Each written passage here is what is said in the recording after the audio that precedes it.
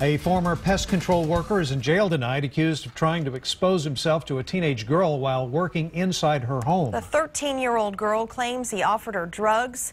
This happened at an apartment complex in North Austin. 27-year-old Douglas Cawley is charged with attempted indecency with a child.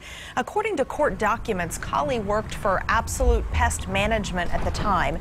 The alleged victim says he came into her apartment and told her he wanted to expose himself to her. She said Cawley began to unbuckle his belt before she ran out of the apartment to call her mother. People who live in that complex tell KXAN they were upset they weren't told about the incident. Do you think the complex should have told you what happened? Yes, they should. So, people will be aware and be, before the kids will open the door.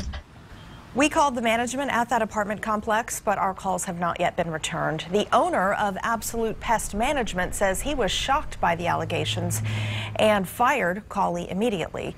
We wanted to know what you can do to protect yourself when someone like an exterminator comes into your home.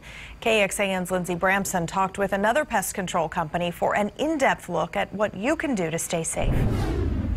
What kinds of questions can someone ask before letting an employee inside their home? Yeah, you should always be aware of who's coming into your home. You want to know who they are, and you really want to have trust in the company. Is this person uniformed? Does he look presentable? Is he in a marked truck? What do you do on your end to ensure that customers are safe with the people that you hire? Background checks, references, drug tests.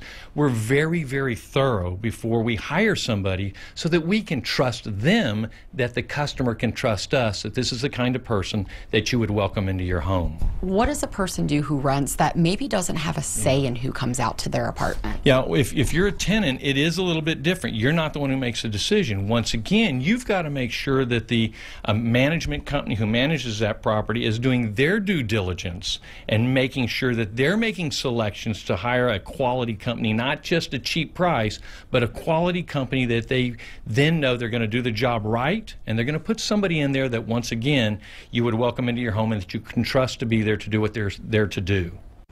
And we did check Cawley's history and found out he was convicted of assault causing bodily injury back in 2009 in Travis County.